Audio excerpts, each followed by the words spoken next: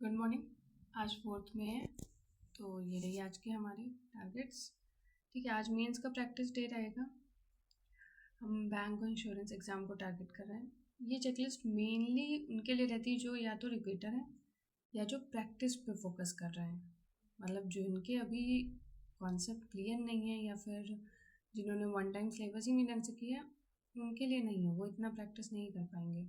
जिनको सिर्फ प्रैक्टिस करनी है, जो रिपीटर्स हैं 2-3 साल से दे रहे हैं, उनके लिए ये बहुत हेल्पफुल है। ठीक है, और बाकी मेरी टारगेट में ये हमेशा रहता है, आप देखेंगे कि एक वीडियो से भी प्रैक्टिस हो रही है और खुद से भी क्वेश्चन की प्रैक्टिस हो रही है। तो हो सकता है किसी को लगे कि बहुत ज़्यादा टारगेट है, तो अगर ऐसा लगता है तो इसका 50% भी ट्राई करो कंप्लीट करने का, वो भी सफिशिएंट है। ठीक है, आज का देख लेते हैं क्या क्या है। सबसे पहले क्वांट में मेंस की चेकलिस्ट नंबर 62 की, एक ड्रिल या 2 ड्रिल। ठीक है, एक या 2 में से जितनी आप कर पाओ। 2 कर पाओ बहुत अच्छा है, वरना एक तो कर ही लेना। एक क्वांट मीन्स क्लास लगानी है, कोई बैच है आपके पास वहाँ से लगाओ, नहीं यूट्यूब पे लगाओ। जो भी टॉपिक वीक लगता है, अलजेब्रा नंबर सिस्टम वीक लगता है वो लगाओ, या कोई भी क्वांट में देखिए जिस दिन भी मेंस प्रैक्टिस डे होगा एक क्वांट की मेंस क्लास करनी है। कौन सी करनी है ये मैं मेंशन नहीं करती हूँ, क्योंकि सबके लिए मेंस का टॉपिक अलग अलग वीक होता है। किसी को अर्थमेटिक में प्रॉब्लम है तो वो पर्टिकुलर अर्थमेटिक टॉपिक उठाइए, उसकी मेंस क्लास कर लीजिए। या फिर अभी भी आपको जो अलजेब्रा नंबर सिस्टम जैसे क्वेश्चन आते हैं वो नहीं बनते मेंस के, तो उनकी क्लास करिए। ठीक है, चाहे यूट्यूब से करो या पैच से करो। 2 मेंस डीआई लगानी है। ठीक, अब ये अलग से प्रैक्टिस है, ये पीडीएफ से उठाओ, खुद से सॉल्व करो। देखो दोनों करना ज़रूरी है, क्लास प्रैक्टिस भी ज़रूरी है और खुद से लेके क्वेश्चन बैठना भी ज़रूरी है। ठीक, उसके बाद रेशियो प्रोपोर्शन परसेंटेज हमने रिवाइज कर लिया था, हम पूरा अर्थमेटिक रिवाइज करेंगे, एक एक लेवल करके सारे क्वेश्चन सॉल्व करेंगे। क्योंकि जिससे एक बार अगर हमारे बैंक एग्जाम स्टार्ट हो जाए अगस्त से, तो फिर हमको अर्थमेटिक ना दोबारा रिवाइज करनी पड़े। हमको डायरेक्ट बस यही हो कि हम क्वेश्चन सॉल्व करते हैं, मिक्स अर्थमेटिक वाले या फिर जो भी मॉक में आए उन्हीं से हमारा रिवीजन हो, हमको उठा के टॉपिक वाइज ना रिवाइज करना पड़े।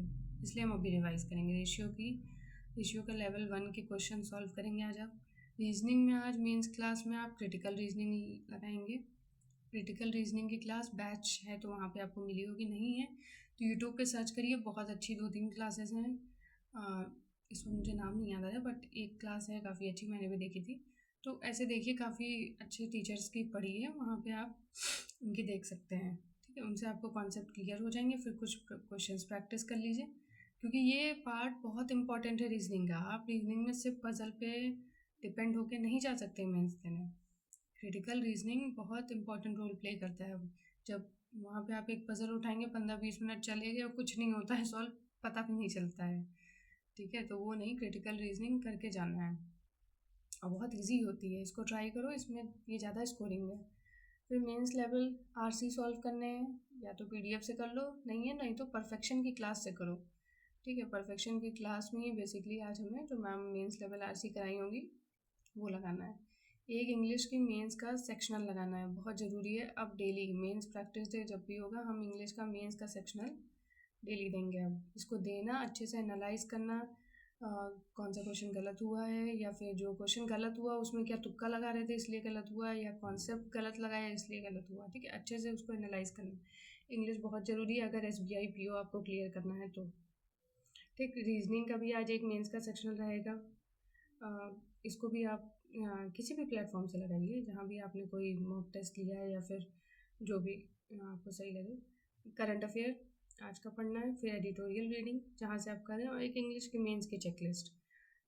मेंस की चेकलिस्ट डाउनलोड करो, 2-3 टॉपिक, ज़रूरी नहीं है पूरी सॉल्व करो, 2-3 टॉपिक ही करो, बट करना ज़रूरी है खुद से ना। एक टाइमर के साथ भी प्रैक्टिस होनी चाहिए और एक ऐसी भी PDF वाइज भी होनी चाहिए कि हमने क्लास भी करा, PDF से भी करा, और अपने आप को टेस्ट करने के लिए सेक्शनल भी दिया, तो आपको इम्प्रूवमेंट ओवरऑल दिखेगा। हमने सिर्फ क्लास कर ली तो उससे भी कुछ नहीं होता। सिर्फ क्लास कर ली, वहाँ बैठे रहे, टीचर करा दिया, चले आए, तो दिमाग नहीं चला ना आपका उसमें।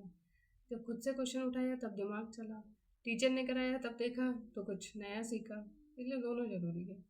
ठीक है, ये आज के टारगेट रहेंगे। बाकी कमेंट करके आप बता सकते हैं आप फॉलो कर रहे हैं या नहीं, या मेरे चैनल से कोई प्रॉब्लम हो तो कमेंट कर दीजिए।